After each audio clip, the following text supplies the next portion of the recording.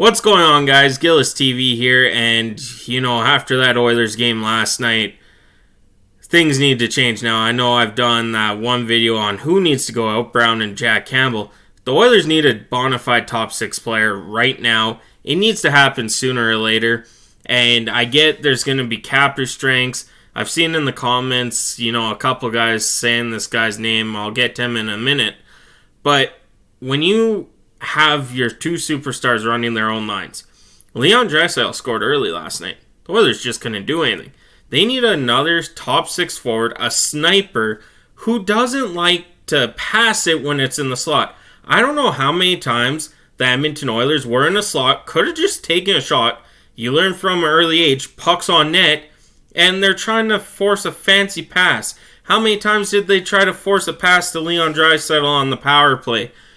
They just need to shoot. Shoot the puck. Yes, I get you shot 57 or so times against Vasilevskiy. There's no denying Vasilevsky's one of the greatest goalies in the NHL right now. But you did still score 4 on him. Still lost the game, but you scored 4. Shoot the puck. Get to the dirty areas. Play old school hockey that way. Just throw it on net. This fancy trying to make this extra one pass is not working. That's why I say they need another sniper in the top six. A guy that, is kind of like Raphael Lavoie, who just likes to shoot. He doesn't do anything fancy, pucks on net, likes to shoot. Now, of course, in my comments, I have seen Andrei Kuzmenko. It is being known that Kuzmenko is a healthy scratch again. I believe it was last night for the second straight game.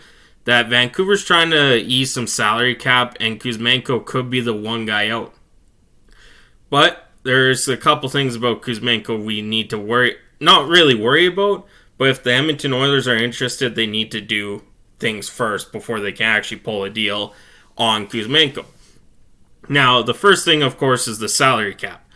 Kuzmenko is running a $5.5 million AAV right now for the next 2 years. They need to try and move Campbell to make that extra salary cap work. Then either Ernie or someone would have to be sent down and all that. That could be realistically how they make the salary cap. But in order to do that, you're going to have to send a first or a prospect. A lot of the insiders are reporting that, maybe Philip Broberg could be that sweetener deal because he was a first overall pick. We've seen that, last year when we got Matthias Ekholm. Nashville was looking for a first round pick. Well, now you can use a player that you drafted first round, and that was Reed Schaefer.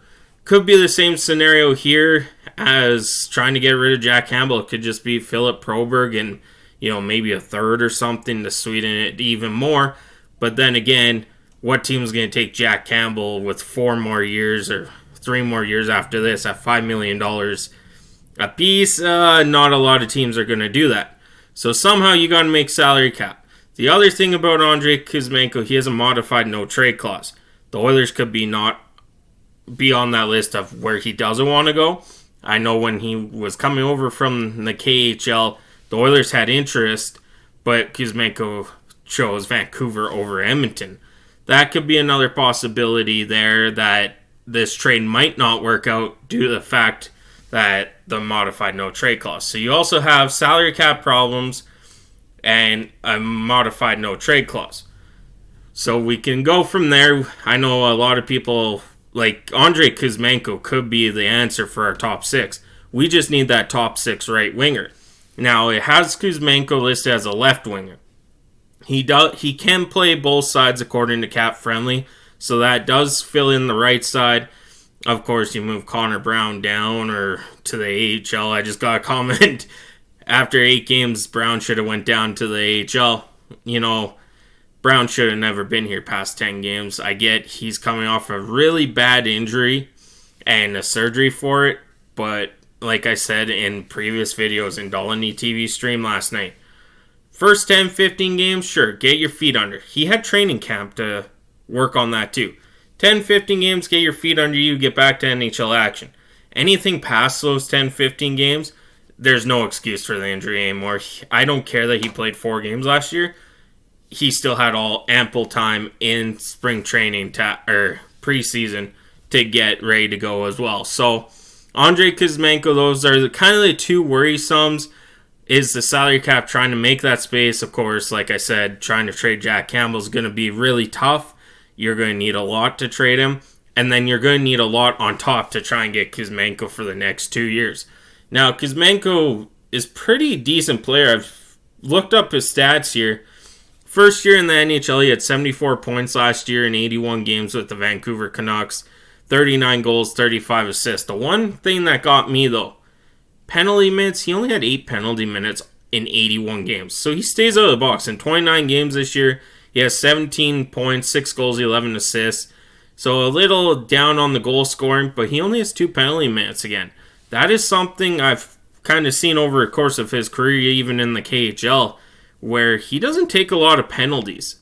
That could be really beneficial for the Oilers to have a guy like that staying out of the box and putting up goal scoring, and he can snipe goals. 39 goals in his first season in the NHL is pretty good for Kuzmenko. So that's kind of the worrisome. I'm not saying that it's not a possibility that the Oilers do look at Kuzmenko. There's just hurdles the Oilers would have to get over in order to land Kuzmenko. And of course, that modified no trade clause. No one knows what teams are on there besides Vancouver and teams calling about him, but that won't be leaked to the press.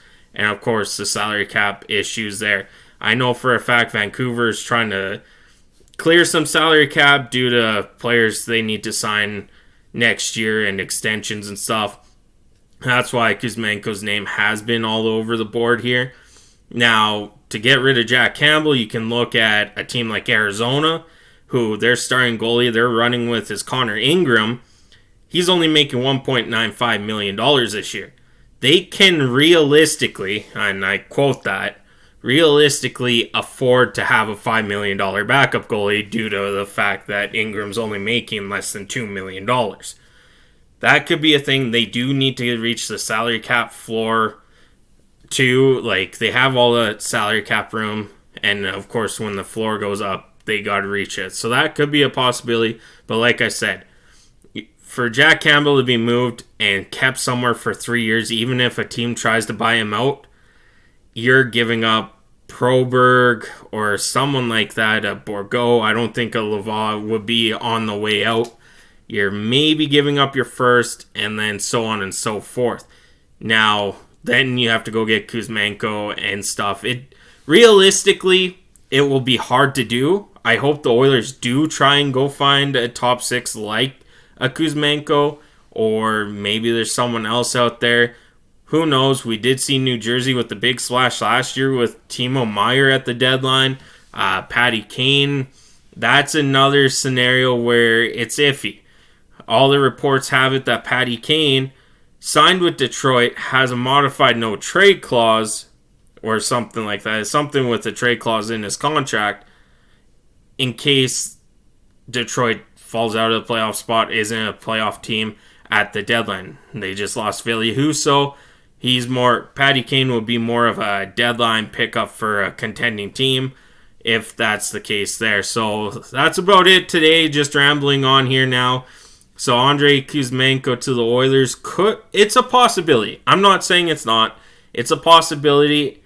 Just a lot of hurdles to get over. Of course, the salary cap being the big one, and what to do with Jack Campbell. With Campbell making $5 million, you can get the salary cap there, but how much are you willing to give up? Look at Tampa Bay for Tanner Jeannot.